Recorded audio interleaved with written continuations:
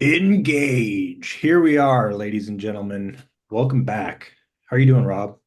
Doing great. Excellent. Excellent. All right. Glad to have the band back together. So today, we're going into the second part of the book, Purpose and Form, Necessary Basis of All Ethics. And this part is called Return to Truth and a Solid Foundation for Life. So, Rob, could you please kind of guide us into what is going to be discussed in the second part of the book?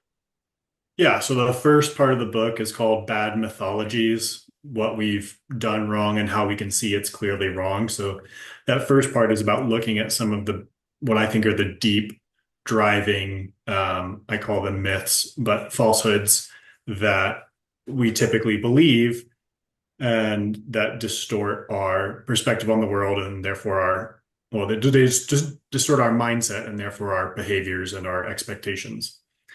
So then part two is saying, okay, we've talked about what is wrong and why we know it's wrong. Now let's look at what might be right. What's an alternative to that? So the chapter that we're going to be talking about today sort of makes that turn. It's this same title as the title of the book, Purpose and Form.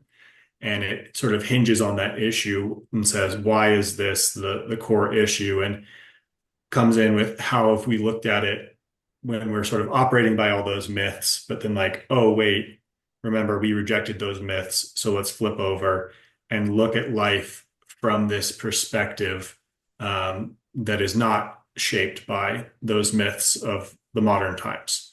So I introduced part two by listing a reminder of the sort of the three things that were concluded, what I would say is beyond a doubt. One is that existence is infinite. That was the first chapter. Two is that consciousness is not emergent. As the second chapter. And then three is meaning is real, which I believe was the fourth chapter. Um, and then I talk a little bit about how you can't really 100% linguistically and logically lay out an infallible claim that consciousness is infinite. But I have my suggestion on that while it's not 100% sure and can't be demonstrated a priori, it actually is a truth that you can come to know. And so then the book from there is jumping off and saying, okay, let's take step forward. Let's first look at a foundation that we might step off of that's different than the mythologies that we rejected. Mhm.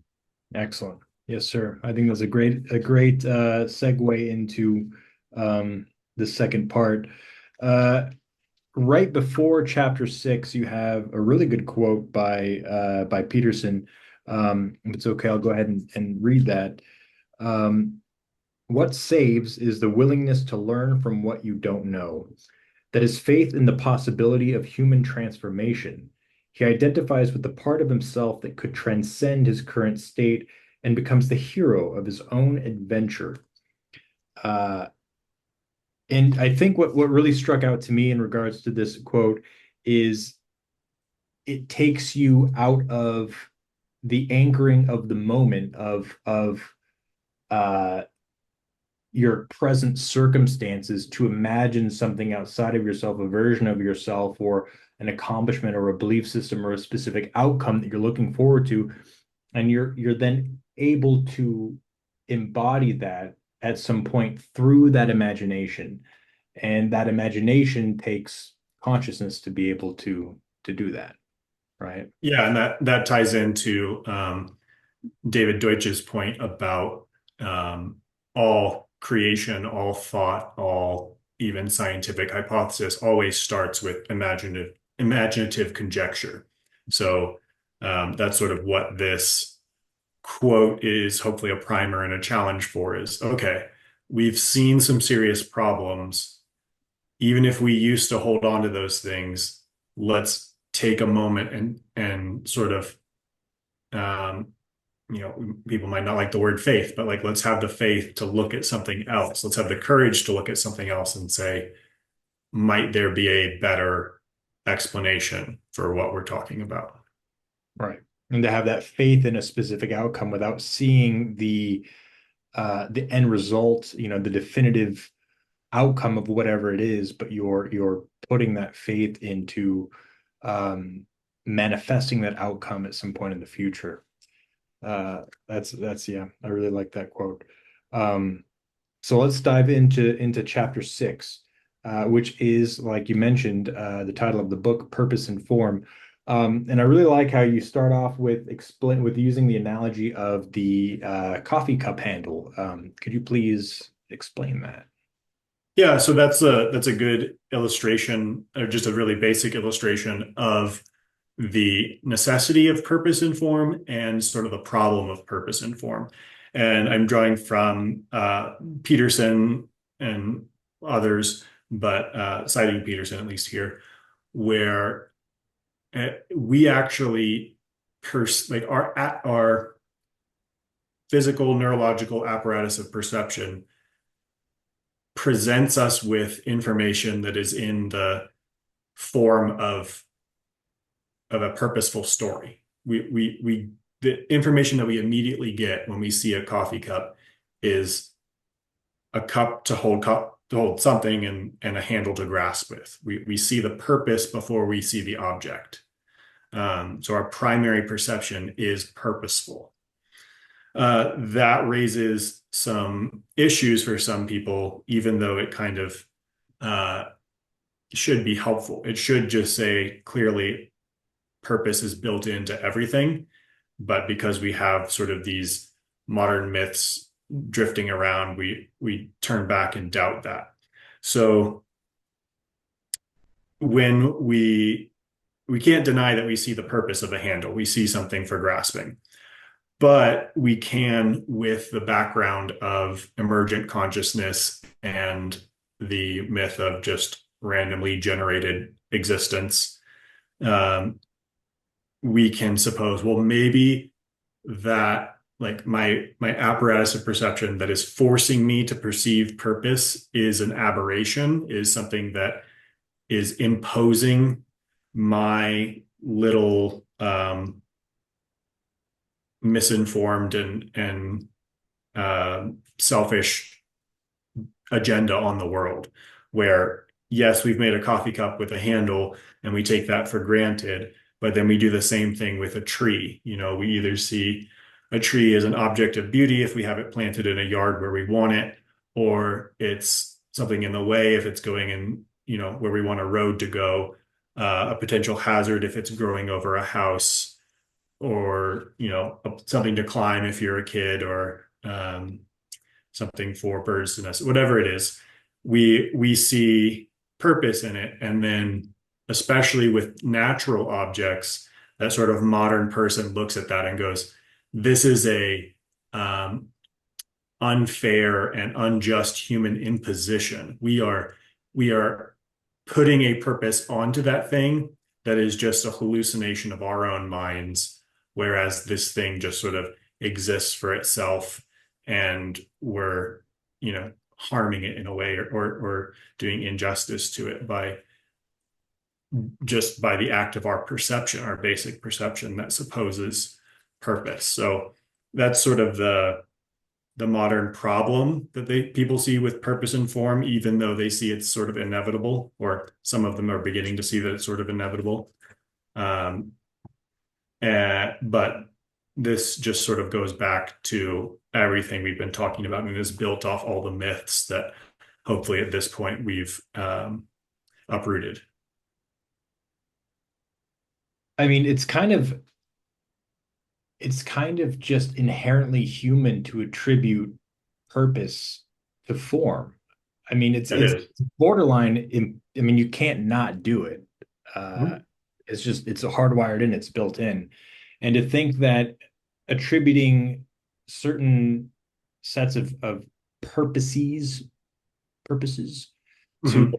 to an object, it that to me, thinking that that is an illusion, that doesn't, because if, let's say you have a cup, and you have 100 different people at different times going into a room to utilize this cup or to engage with this cup. Most people are going to on their own figure out the utility of that object as a cup. Therefore, they've attributed purpose to that object as being a cup. So Mhm. if, let's say, several people do this without communication, it's just inherent, to utilize that object as a cup. I mean, wouldn't that somewhat dispel the notion that it could be an illusion, if collectively people are engaging with it in the exact same way? I think in happier times, less chronically and what did you say, malignantly skeptical times, then yes.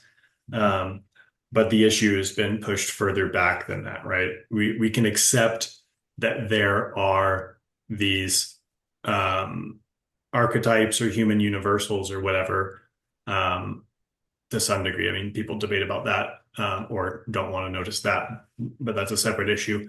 But even the people who are swayed by nihilism can look at that and say, yes, we see it all across humans, but that's because basically what they're saying is that's because all humans are broken, right? The claim basically gets pushed back to this level of our our consciousness itself is an illusion, an aberration, and or insignificant. Any one or combination of those. Our own, and I think this is the underlying. Um, I think this is the core of nihilism. It's the claim that your consciousness is insignificant, right? Whatever that's sort of whatever comes up. Well, oh, here's a claim to the contrary. Well, remember, you're just a broken thing that is here haphazardly for no reason and doesn't really understand anything, and whatever else the continual commentary is. So there's this assumption that, and it really is an assumption. It's based off a pure mythology of just, well, what if at the beginning of everything it was all random and done for no reason? There's no actual evidence for that. That's a mythology that's tacked on to the hypothesis of evolution and spontaneous generation of life from microscopic forms. But even if you believe in evolution and spontaneous generation of life, you could look at that same evidence and say, yes, life began to evolve from tiny molecules that miraculously started self-replicating. And that's because God had a plan and he set it all in order. So you could look at the same evidence and insert either mythology on top of it. So it is just a story. It's a mythology. It's a story that structures how you interpret the evidence. So we have this mythology um, that we are ultimately purposeless. And therefore, when we see that we are actually hardwired to perceive purpose, we look at that and say, oh, well, that's because we're just sort of messed up, unintentional creatures that don't know what's going on.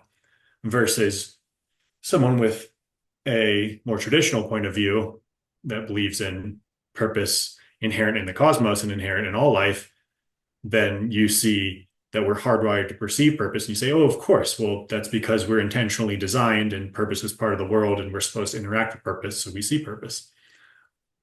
So it really is a mythology. But there are so many people who have accepted this mythology that they are in that position where sort of no matter what you throw at them, they always retreat to this assumption that, well, because I've already taken for granted that we are unintentional, purposeless beings. Therefore, our consciousness is insignificant. And then that puts you in the vicious cycle of any evidence to the contrary.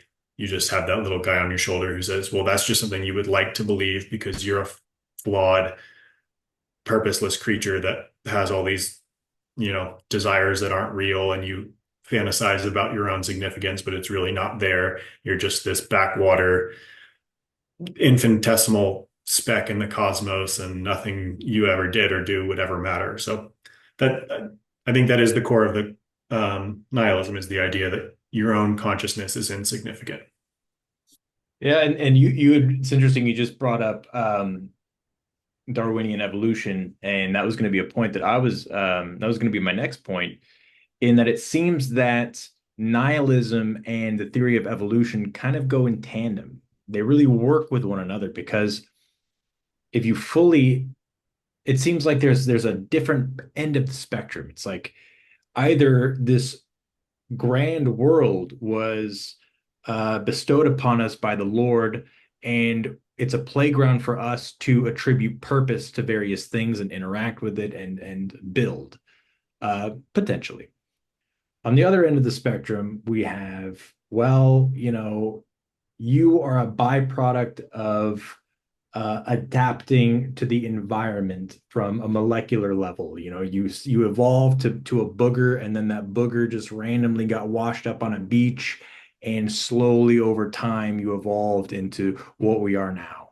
Uh, Yeah. and that inherently you can say like, okay, then if we adapted to the environment in such a way over a long process to where, just that's you could see how meaningless that is because there's nothing else there. It's like, oh, we just haphazardly became what we are, and it's a freak show, it's just a crazy happenstance, and here we are until we just eventually die off, versus the complete other end of the spectrum. So I don't know if maybe, I mean, I doubt it. I mean, maybe I don't know. Uh, it's like the implementation of that theory of evolution, regardless of, let's say, the desire of people to put out, what they perceive to be the truth. It seems like it's had a somewhat negative effect on the world Yeah. since it was put out there. People really started to turn from that um, metaphysical way of thinking from religion into more of that science backed. Well, I need to see that, I need to see that 2 + 2 = 4 right in front of me. Otherwise, it's not 100% real. Would you say that that's fairly accurate? Yeah, I think so. I think it's accurate, an accurate description of how things have happened. Um, and this is something we talked about before, where the problem with the modern secularists is that they are handing on a doctrine that has the seeds of nihilism sort of latent in it and ready to spring up, and they have no defenses against that nihilism. But part of the point that I was making that I think is really important is that the theory of evolution, even though as it developed, it did immediately go hand in hand with sort of a rebellion against religion and the supposition of random, haphazard generate meaningless, spontaneous generation. Um, that's not a necessary connection.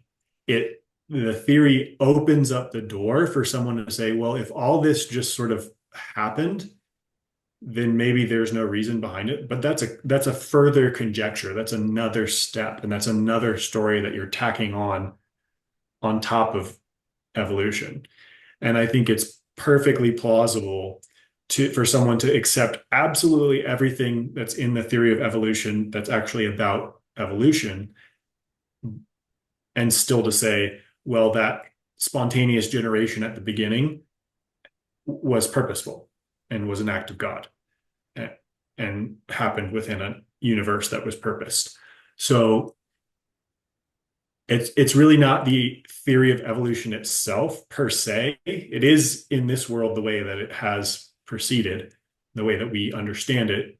They do come hand in hand, but it's not a necessary connection. That is actually very clearly an extra mythology that is so melded in our minds with the theory of evolution that they go together. But you could easily separate them and just say, well, we actually don't know whether spontaneous generation was purposeful or not purposeful. That's an assumption either way. Um, so yeah, that's I think that's really helpful just to see that is a it's a faith. It's a complete faith. It's an assumption a metaphysical assumption tacked on to the beginning of creation. Just like people who look at the Big Bang and they say, well, God did it. Okay. Like that's a faith, right? There's not explicit evidence to back that up. You can make uh, claims based on later evidence that supposedly, looks back and helps support that, but there's not explicit evidence. You don't have it's a silly example, but you don't have a photo of God like making the Big Bang go. The same thing, you can look back at the beginning of evolution or beginning of Big Bang, whatever it is, well, and you just say, well, no reason. There was no reason. It just happened. That's a conjecture. That's completely faith-based. There's no evidence for it. It's just it's a metaphysics. It's a metaphysical assumption that determines your mindsets and how you interpret everything downstream from that. So I think that's helpful to note. Yeah, and I see that point, and that even just going back to find that connection with, with the Big Bang, uh being tied in with the theory of evolution, versus a more biblical or any other religious beginning. I guess there is that connection from that initial spark, so that you could have that you could still be uh tied in with the theory of evolution, but have the belief that things started metaphysically, things started from God, things started, on a different level than just, that divine spark, if you will. Right. Uh, so then Well, going, yeah. let me jump in on that note because it connects to part of the chapter where um, this is sort of the point that we have to begin to combat because we do have this sort of mythology built up. And so, why I think it's helpful to see that this mythology of purposelessness is a mythology is that means it's just very tenuously attached to the beginning of all of our assumptions. Right, yeah. So, what that means is, and this is what I bring up in the chapter, when you are faced, whether by someone else or sort of a voice in your own head, when you're faced with this idea of, well, how do we know our consciousness is significant? Or why do we assume our consciousness is significant? The real answer is, why do you assume it isn't? Hmm. There's no reason to assume that our consciousness is insignificant, and there's enormous reason to assume that it is significant. For one, because we actually cannot assume. It is impossible for us to assume, act out, or believe in any real manner that our consciousness is insignificant. The only reason why we would ever mouth those meaningless memes is that we took seriously some sort of process in our minds that convinced us to say those things. So that means we were taking those things seriously. We thought that those were significant. So the people who believe in our cosmic insignificance only believe that because they used their minds and other people's minds and the communication between them to come to this conclusion, again, based on thoughts and our consciousness, which means they were taking them seriously and significantly, which would lead them to the conclusion that they need to change the way they're thinking because the way they're thinking is significant. So you cannot live in a way that takes your own consciousness as insignificant. So let me ask, so let's say that you're not receiving any external stimuli going either way, going, for the purpose or for purposelessness. Do you think that an individual would just naturally then gravitate towards the inherent meaningfulness of consciousness, if that's possible, without any external stimuli from anybody trying to convince them one way or the other? Yeah, I don't think that it's not even a gravitation. There's not a hesitation, there's not a question about it. You just do it. That's to to be a thing that exists is to be immersed in purpose and significance. Like, I don't know how you would envision it, but like, whatever, someone who has amnesia and just wakes up in a sensory deprivation tank or whatever, and Hmm? their amnesia is complete. Like, assuming that when we say wake up, they have fairly normal cognitive functions, they're going to hear thoughts and like Yeah. that's like that. Like try to describe a scenario for yourself where, let's put it this way, biologically, there's a stimulus and there's a response. That's the basic biological system. Something happens and you respond to it. That's like one of the basic characteristics of life, the ability to respond to stimuli. If you're responding to stimuli, you've noticed it's there and you think it's worth responding to. So apply that mentally. Even if you have some weird like meditative practice or common meditative practice, let's say, where you're just sort of letting your thoughts go, you're still noting them. You're still supposed to note when they're there and what comes next. And so even non-reaction is a subsequent decision that you are employing as a reaction to. It's a not choosing non-reaction is still a reaction to the stimuli. You still notice the stimuli. Right. So there, in order to suppose a some sort of consciousness that didn't take as significant its own contents, you would suppose some sort of consciousness that had no reaction to anything. But then that wouldn't be a consciousness. That would be something dead and inert by definition. So to be conscious and alive is to take the contents of your experience significantly by definition. And hasn't science somewhat affirmed the significance of consciousness through, I believe, was it not the double slit experiment in regards to interpreting light as being a particle or a wave? Wasn't it like, or didn't certain particles act uh as a wave when consciousness was, or certain things were when consciousness was applied to it, and then when it was not, it acted differently.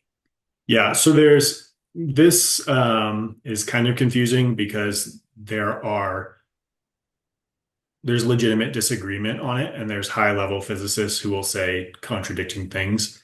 Um, part I tend to be sympathetic with that. That has appealed to me because I do believe in the significance of consciousness, and many people have used it as sort of definitive proof that our consciousness has significant effect on the world. But part of the problem with really liking Deutsch and citing him a lot is he actually has a alternative explanation, and it's connected to the multiverse theory. So I would just say it's not as definitive as many people present it. At least it's not universally accepted as such. So you can make people legitimately make the argument either way. But I mean, I don't even think you need to go that far. Science has demonstrated the significance of consciousness by being science. Like you don't do science without consciousness. You take consciousness seriously in order to do science. So Yeah. like it's even more basic than you don't actually need objective scientific proof because seeking objective scientific proof presupposes that the processes of our consciousnesses are significant. So But we want consciousness to admit that there's consciousness. yes, yeah, yeah, exactly. And that's, and I don't want to go too far off, but you did. I'll temporarily put on my tinfoil hat here, just quickly, just quickly. You brought up the multiverse, and I can't help but think that that is such a wackadoodle kind of crazy bananas concept for people to just wrap their mind around. Like, it's just you're sitting You in can't wrap your mind around it, you but you can't wrap could. your mind around it. Yeah. You're sitting in a McDonald's drive-through, and the last thing you're thinking about is a multiverse. It's just not Yeah. it doesn't tie in. And so that's why I can't help but think that that Marvel would make that such a huge part of their storyline moving forward. It's almost like saying, well, we have some proof that maybe this thing could be real. And so how are we going to convince the masses to kind of don this new belief system? Well, we'll just put it in with everything else that they're watching. It's guaranteed that they're watching Marvel. They're spending, billions of dollars per movie on this. Uh, let's just kind of push this out through that and kind of make like a new pseudo religion through these fictional characters almost by putting in a little bit of that, that truth of showing the expanse and the potentiality of life, in that multiverse. And you're seeing other movies too. Another one was Everything Everywhere All at Once. Oh yeah. Yeah. And there've been a couple that have kind of tied in with that theory as well, and only within the past 5 years, 10 years. But it just seems kind of like it's going through. I don't know if it's a trend, but it seems like we're going through that kind of a phase like we did with the zombie movies, last Yeah. decade. It's just kind of all over the place. So maybe there is that incentive to push that belief into the collective, and the best way to do that is to put it right in front of where everyone's watching, and that's superhero movies. No, I think that's right. And I'll say a few things on it. First, since you gave the shout out and promotion to McDonald's, I'll say there's Oh yeah. there's one time when everyone was going through the McDonald's drive-through and they were thinking about the multiverse, and that was in 2016, I believe, when Rick and Morty was pushing the Szechuan sauce for McDonald's, and Yeah. McDonald's lied about it. They Yeah. totally lied. They said we'd bring it out on this day and like have it available, and then they just didn't. And a bunch of people went to the McDonald's, including myself, wanting that Szechuan sauce because of Rick and Morty multiverse nonsense. And McDonald's just scammed a bunch of people into buying more food that day. So, anyways, shame on you, McDonald's, Shame on you, for Golden that. Arches. But You're forever Kevin. more seriously, I do think that the multiverse theory um, is an an odd emergence, and as we were pointing out, it's something that interests us, and yet we sort of it's so beyond us that we can't possibly comprehend uh, anything about it almost. Um, so I'll point out I'll point out two things. I guess so. The bad news is, and I think if you want to keep your tinfoil hat on, the reason you might say that it's being forwarded, I think, is the same reason that, or is for the same hope that the uh, uh, non-geocentric solar system and the size of the universe and galaxy, the effect that those had on our consciousnesses, I think the same thing is hoped for, and reasonably so, with the multiverse. So just as when we were displaced as the center of the solar system, that caused existential panic, essentially. And then as we further went down that road of seeing just how seemingly randomly we were put in the galaxy, and we're like all of that sort of coalesced into this nihilism, into the principle of mediocrity that we talked about before, of this basic assumption and this mythology that we are insignificant. And I think that the only real hope that anyone now analyzing the situation can look at the multiverse theory and come away with is that they would just be more of the same. That people looking at the multiverse theory would just have not only another, but just a superordinately large addition to that pile of how probably meaningless we are. We're just one of these manifestations within an infinite number of universes that are beyond our capacity. There's other versions of us that are, all these different things and whatnot. And so I think that this is a continuation of um, the same trajectory of mental processes that leads us down the nihilist pathway. I'll say it that way. And I think that most people would be it's just going to be common to look at the multiverse and to, you know, take that as another checkbox on the nihilist evidence category.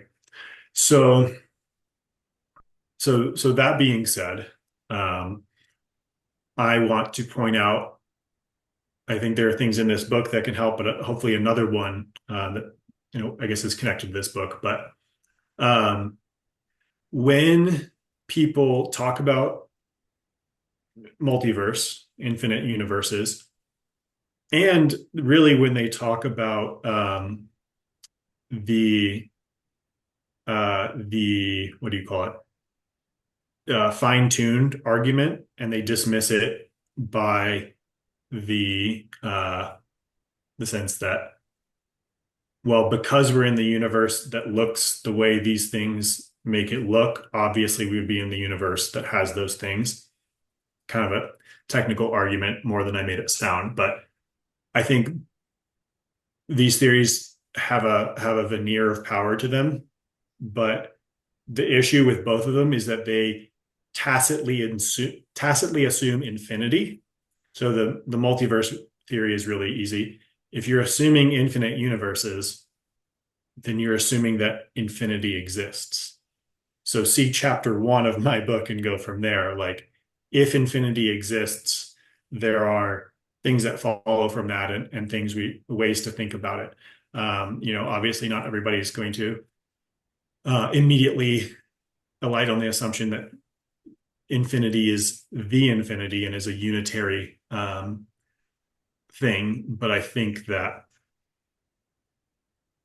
it is, and I think that there are ways to come to that realization, and that changes things rather than just a continuing expanse of chaotic nonsense. And then, so same thing with the people who are like, well, our universe appears fine-tuned because it would have to.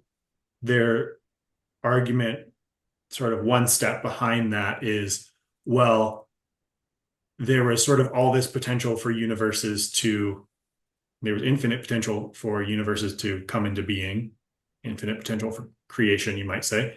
They're assuming sort of an infinite creative potential that was there in order for a universe to spring into being that had the proper parameters that then we could look back and look, oh, that's weird. Those parameters are exactly what they would need to be for us to be here. Well, they say that's inevitable, but it's only inevitable if there's a infinite potential for creative power that's generating the creation of universes. So you're assuming infinity.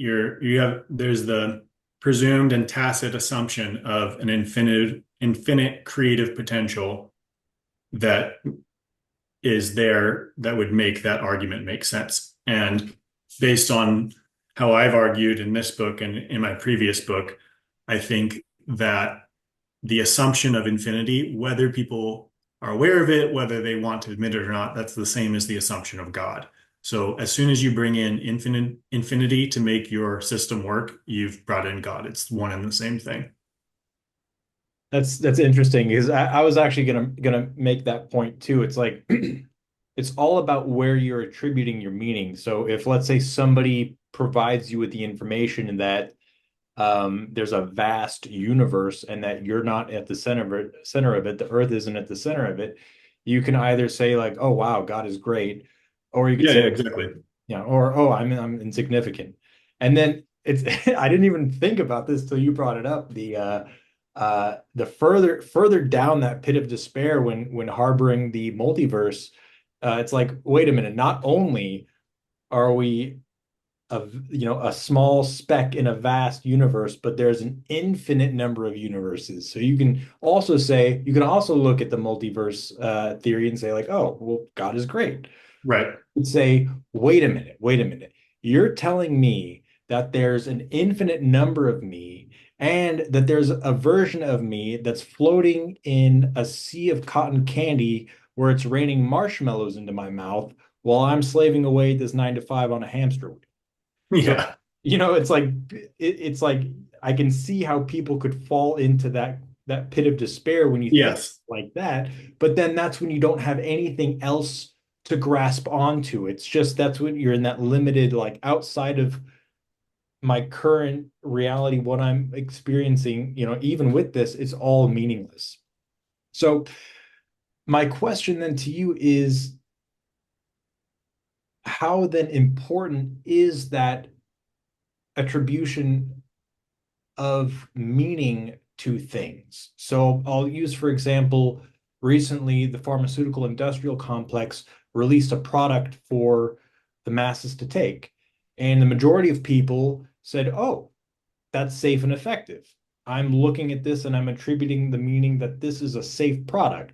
Other people look at this and say like, oh wow, that's poison. That's toxic to the body. I don't want to put that in my body. And so they're attributing that. It's the same thing. It's the same object, two Yeah. different.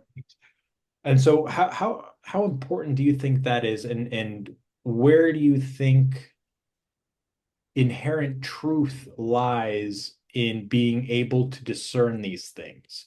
Is there like when you're observing something and you identify some external stimuli as being truth, that then information is being received and it's pinging you on some level to say like, oh, that's factual, that's true, as opposed to something else. But then somebody else may look at that same thing and deem it as not being true.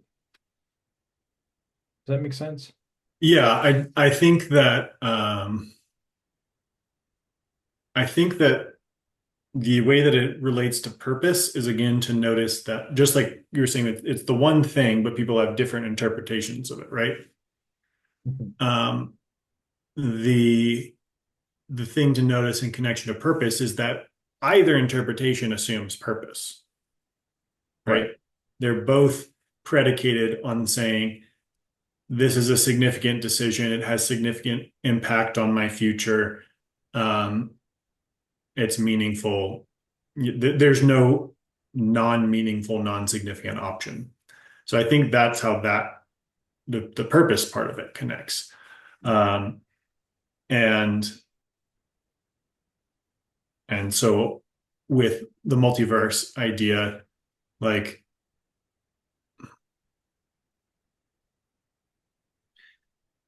there's it's very easy to see, as you were saying, that you can be pulled down the road of assuming meaninglessness. But again, just going back to what I said before, the question is really, wait, why do you assume meaninglessness? Because there's actually not really a good case for it. It's just like you assume, I don't know what you assume. You just assume you're assuming that everything's random. And the more things there are, the more definitely it's random. Like, not really a clear connection there. Either meaning is infinite or it's not, as we discussed previously. And if meaning is infinite, then there's no problem with there being infinite universes because there's still infinite meaning and it fills all of them, and each person is still connected to infinite meaning. So, as you said, you can easily just conclude, well, God is great. Um, so I think the issue with truth is slightly different than the issue with purpose, Hmm. because the truth truth might be just as foundational as purpose in terms of ontology, like what just exists and is. But we enter into a relationship with truth based on the hardwired assumption of purpose that we have. So purpose kind of precedes truth for us in that sense. We are automatically on a quest amidst a purpose. And the prime goal of at least the intellectual quest is towards truth. So, um, so truth is only just secondary in that sense. And then you get into the ideas of how do we come into how do we recognize truth? How do we discern truth? And that just by saying that, we've assumed that everybody's aware that there is falsehood and that it's hard to discern because we can be tricked and we can be mistaken. And that actually ties back to one of the things that I pointed out in the chapter where we're talking about the issues that people habitually have with purpose. Um, and one of them is the assumption that everything's insignificant, including my consciousness. So why should I believe anything that you're saying? The solution to that I pointed out is why are you primarily assuming insignificance and meaninglessness? Because that's nonsense. The other part that comes up, and this sort of ties back to the tree example of like people looking at our supposition of purpose as an imposition, as an unjust um, assault on the world in a way of our broken consciousnesses. Then they ask, well, how do we know our purposes, the purposes that we perceive, are even the right ones? That's a good question. And the answer is we don't. It's pretty simple. And what I point out there is this is a disappointing answer. This is an inconvenient answer. It makes things difficult, but it does not immediately stand for an immense existential problem. It doesn't mean that we are suddenly broken beings in a haphazard world. It means we're fallible. It means we can't just trust our intuitions and we can't just trust our experts and we can't necessarily conclude something is exactly what it seems to be, or we saw something, therefore we have the best insight onto what it means.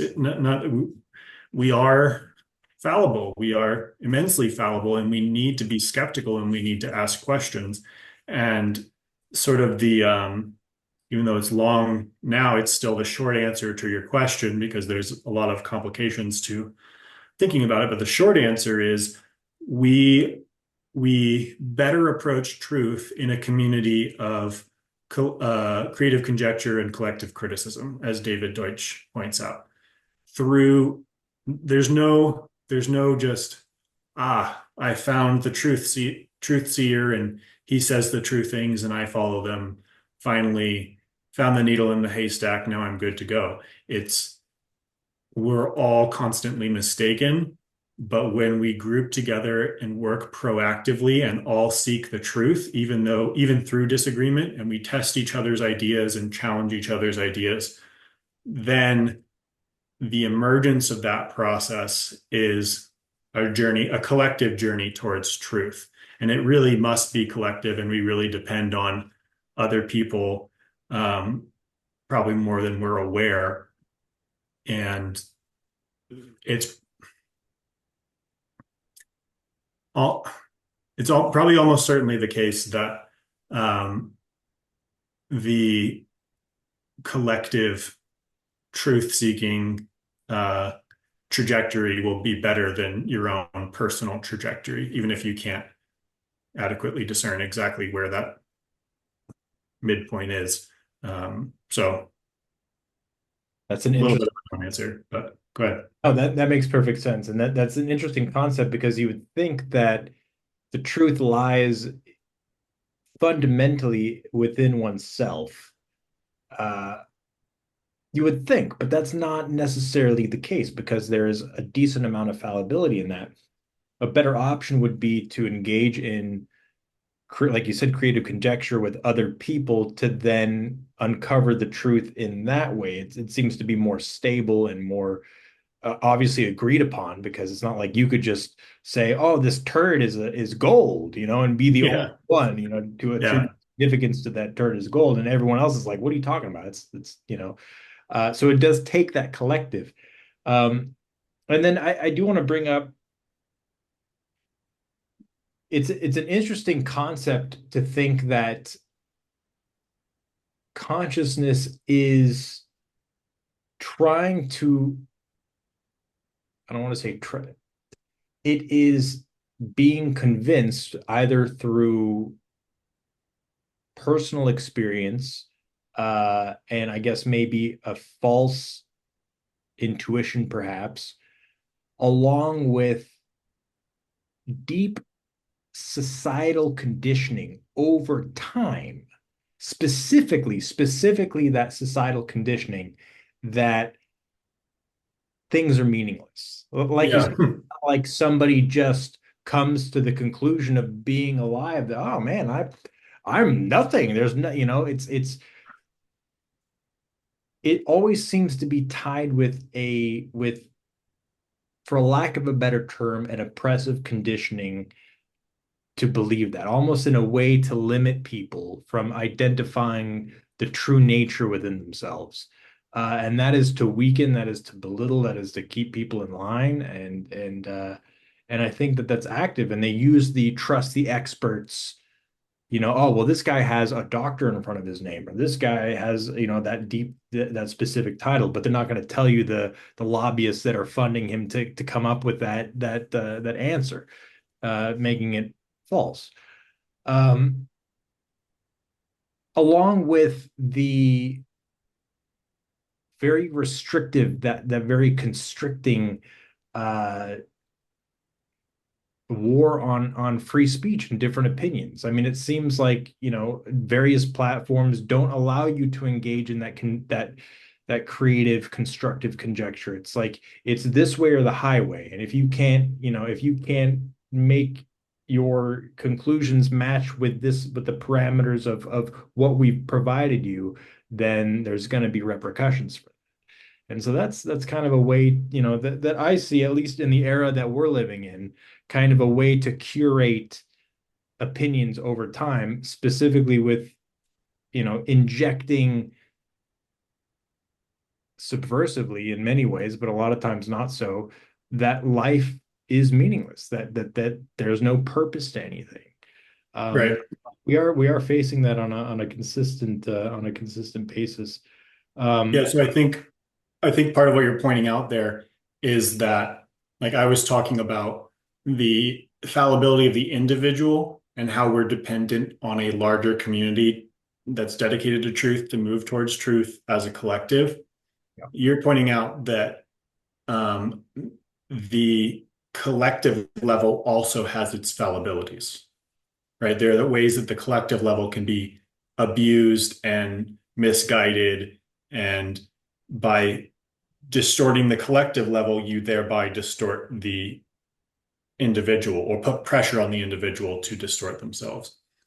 correct. So that's so Mhm. that's why when I said um like the whatever median trajectory of the um collective truth seekers is probably always better than the individuals.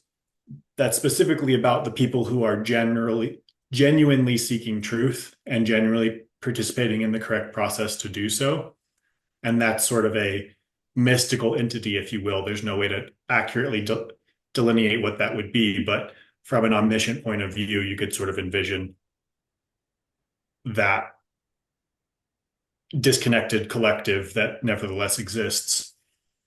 Um, it's very much the case that if you just look at sort of the common collective consciousness, not the subset of collective consciousness that is actually directed towards truth, but the common collective consciousness, the people who are more uh, influenced by that and its trajectory, both its trajectory and those people are going to be way further off than even the people within the truth seeking who are themselves not totally in line with where truth is going, but they're much closer than the common trajectory over here.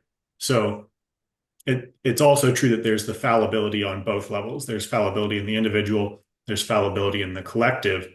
And that seems to create, and in some cases does create, a vicious circle and is quite difficult. Um, but and so the but the solution to that is ironically sort of uh, what a positive feedback, the opposite of a vicious circle, where the individuals, like with the we were talking about fallibility, where the system puts pressure on individuals to depart from the appropriate path. The individuals who nevertheless choose to sacrifice to truth, operate with integrity, and um, engage in free speech, regardless of the penalties, they are simultaneously creating that collective system amidst themselves and participating in it. So it's the collective level has the ability to pressure downwards on the individual, and the individual has the ability to alter the collective level. So it's there's the Mhm. vicious circle aspect, but there's also the powerful aspect of the individual. So it's not actually totally unbalanced. Yep. That makes perfect sense. Um, I do want to bring up another quote from Peterson here. This one, I mean, that's it. This is it here. Talking yourself into irrelevance is not a profound critique of being. It's a cheap trick of the rational mind. Uh, Yes. that ties in essentially with what we're saying. Yeah. Um, I think it ties right in with when you were talking about like science looking for proof about the validity of science, or consciousness to say that consciousness is conscious. Like yeah, it's the same thing, and it reminds me of there's I believe it's in the book Against Empathy by Paul Bloom, which is a good book. The subtitle is A Case for a More Rational Compassion. So he's not just a maniac, but he makes this point that so many people, and I think we talked about this earlier in the book, so many people nowadays have this skepticism of rationality, and they got there through rational argument, and they try to propagate it through rational argument. Like they present all these evidences about why rationality is untrustworthy and why we're not really rational animals, but they rely on a rational presentation of that to convince other people of it. So it's the same sort of thing. Like, yes, you can point out some problems with it. Yes, when we're looking at purpose, we can point out our fallibility, and we can point out that sometimes we do impose selfish desires inappropriately onto other things. We seek our own purpose where it's not appropriate. That's all true. That's all fair. But you can't take that to the level of being like, well, then maybe we're meaningless. Maybe rationality is completely impotent. That's nonsense. It's obviously nonsense because you're engaged in rationality trying to uproot rationality. You're engaged in the pursuit of purpose, trying to propagate purposelessness. Like, yeah. this is the cheap trick aspect of it. Like, it's not a profound critique. It's just nonsense. And the only reason that you take it seriously and let it affect your life is because you take intellectual arguments significantly within your significant consciousness that you're calling insignificant. Like, it's just nonsense. And it's like, I think it's to say something has meaning or that something is meaningless is also relative to the individual in the sense that, I personally may or may not attribute meaning to how delicious ice cream is.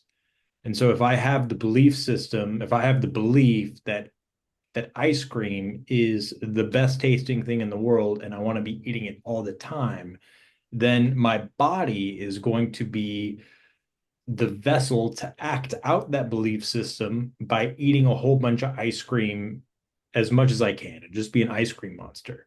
And so, personally, in my mind, I'm thinking, wow, I'm in complete heaven and bliss because I'm fulfilling the meaning of my life, which is to consume as much ice cream as possible because ice cream's delicious. While somebody else may look at me and say, wow, this guy is throwing his life away. He's going to get diabetes within 5 minutes, and there's no meaning. Um, so I think that there's that ties along with it as well in terms of collectively where that meaning is attributed, and that ties in with the individual versus that, like we were talking earlier, the collective finding that creative conjecture and moving towards that path of truth and realizing that there's fallibility and overcoming it. Um, I think there's that aspect along with the fact that people, might attribute meaning to things that other people find completely meaningless to then further their belief system that life is meaningless. Um, but see, Well, yeah, go ahead. I would just say I think this is a good example. Like it's true that people can attribute their own meaning to things. And it's true that in a vacuum of greater meaning, like someone who is sort of despairing of greater meaning can find some level of fulfillment in lesser things and can chase that.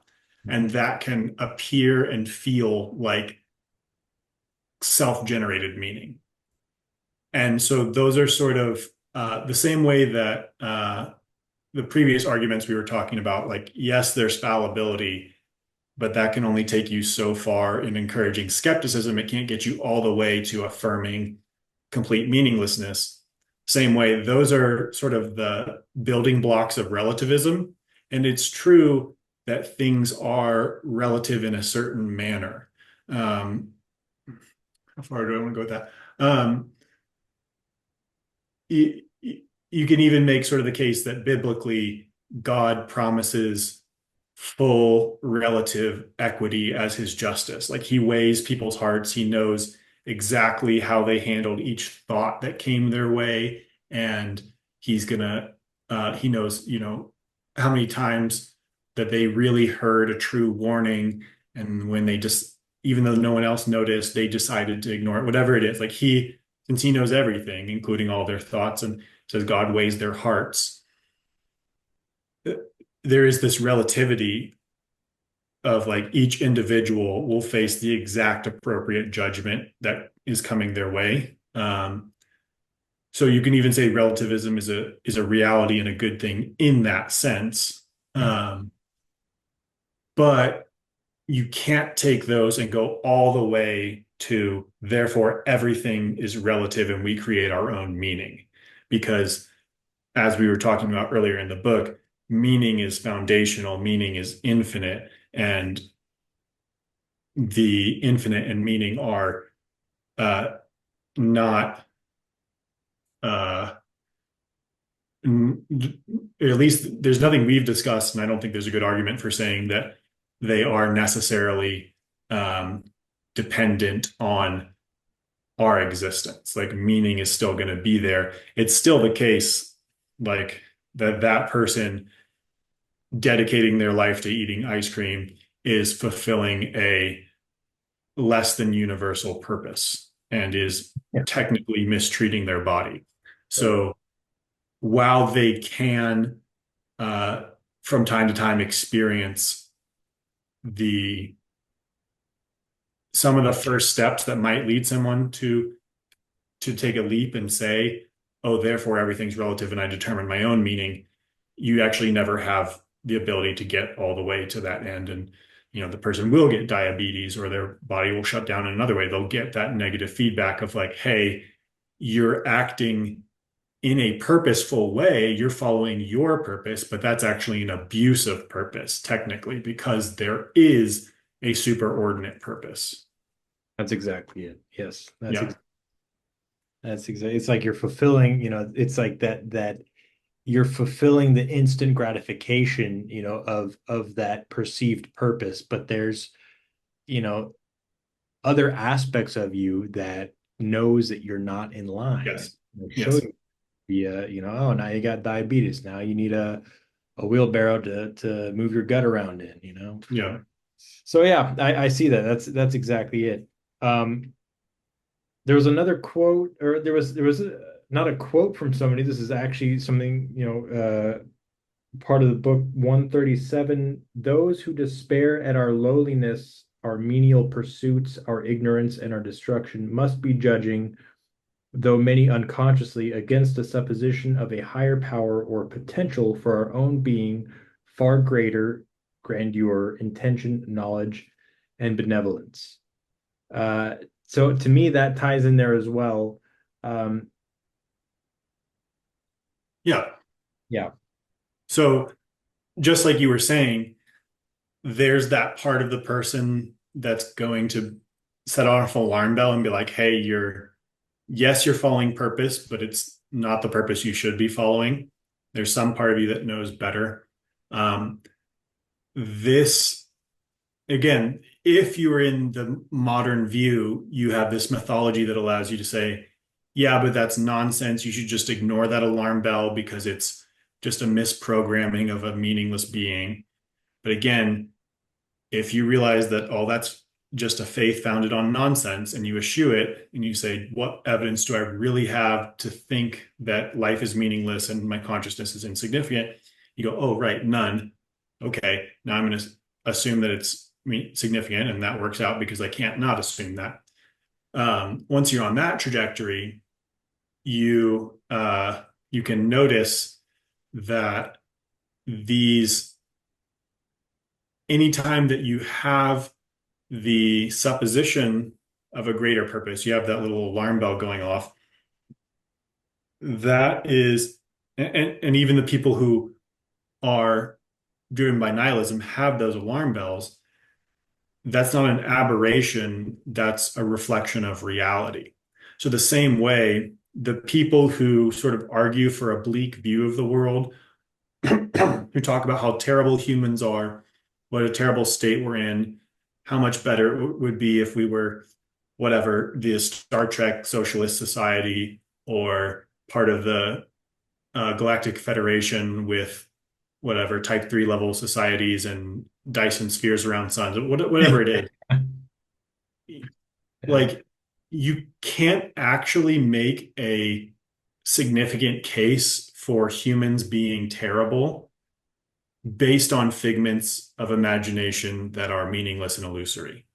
So this point comes home with Benatar because he talks about how many other potential realities there could be, and like um, how poor ours is in comparison.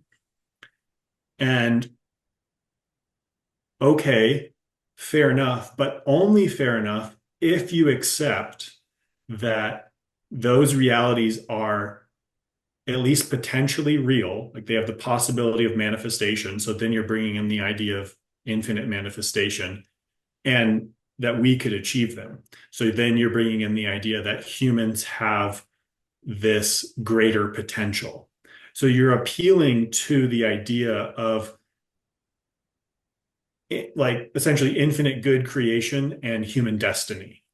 Those have already been wrapped up by the time that you have um, started the process of judging humanity based on an imaginary higher society.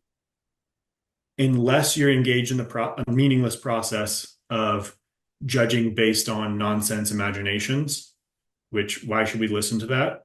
Whatever. If you're taking them seriously, that means you already buy into human destiny and uh, the potential goodness in creation.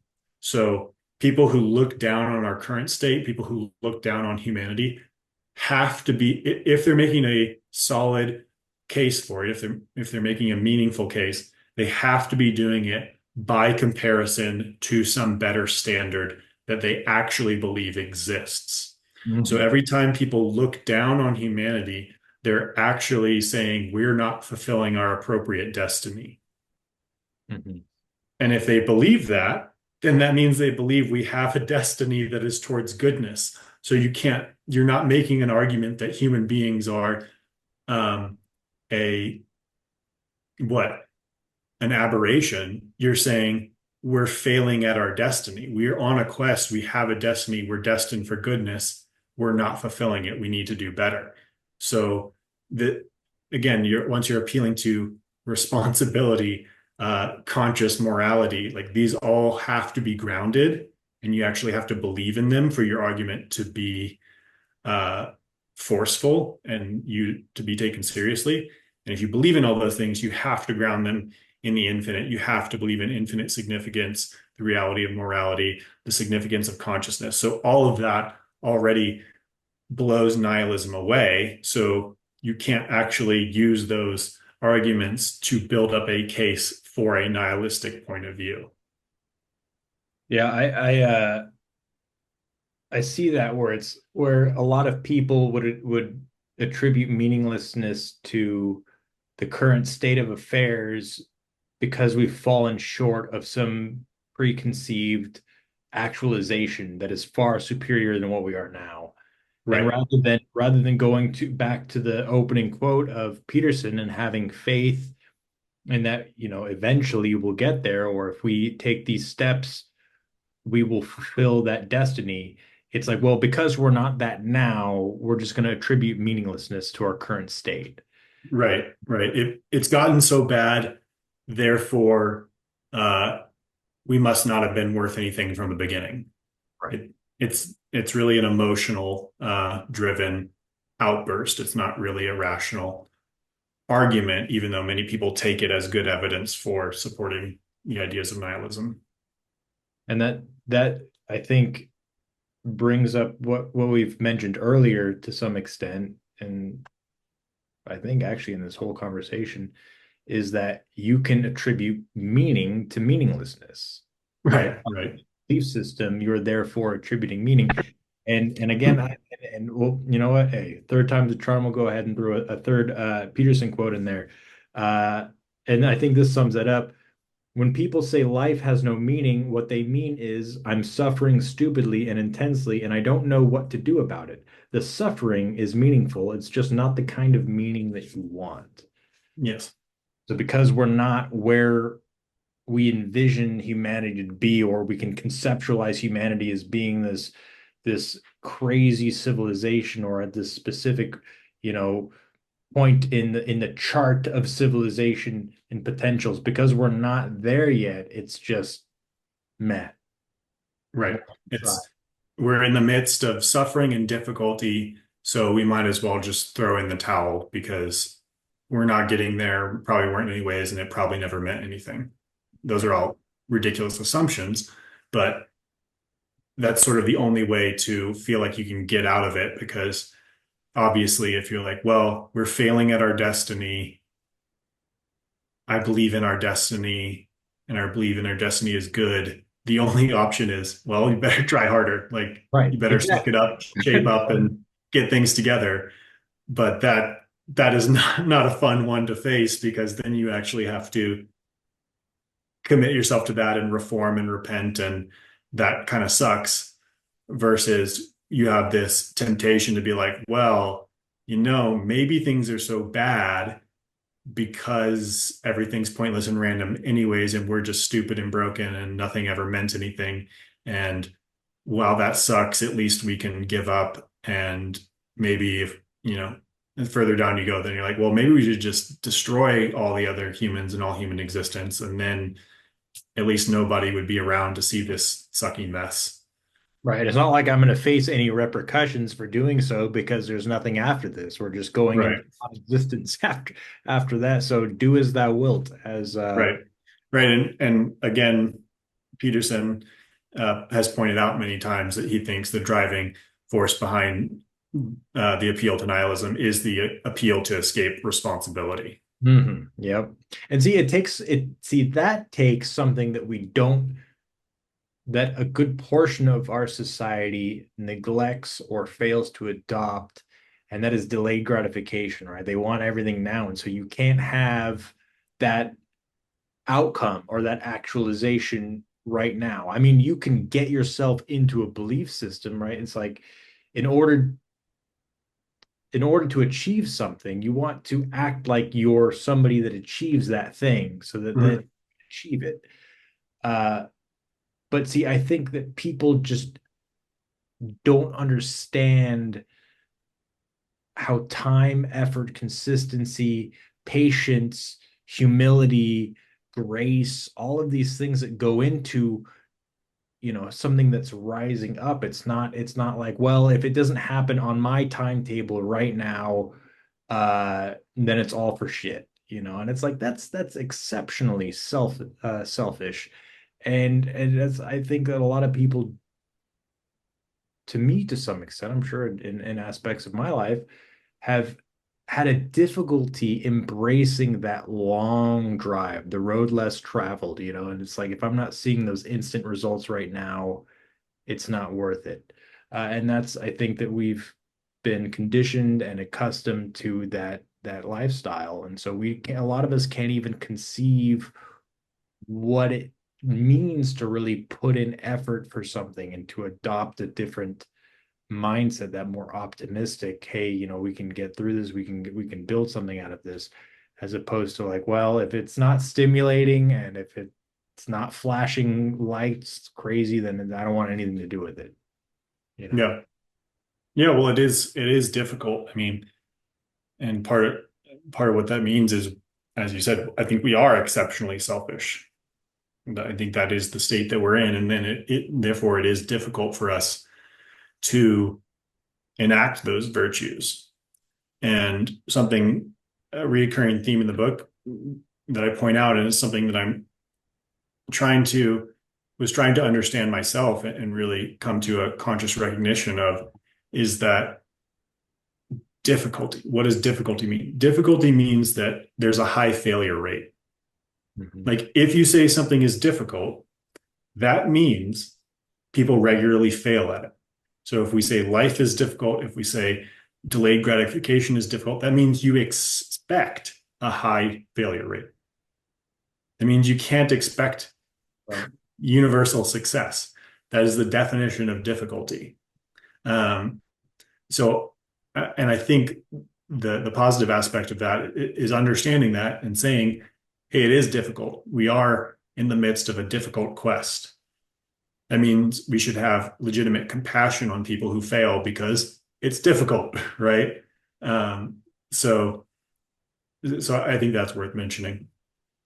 You're right, and I think that there's also beauty in failure. There's beauty Yes. in learning from mistakes, and how incredible is it to be able to fail and then retry. Mhm. It's a complete annihilation of humanity.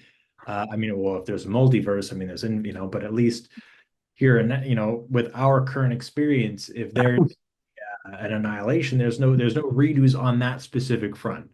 But there's the learning. The greatest, as they say, the greatest teacher is failure. Yeah.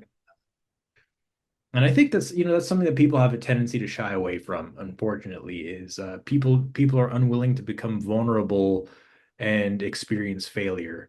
They would just rather not try and say, oh, well, I didn't fail because I didn't try. Yeah. So it takes boldness and that takes faith.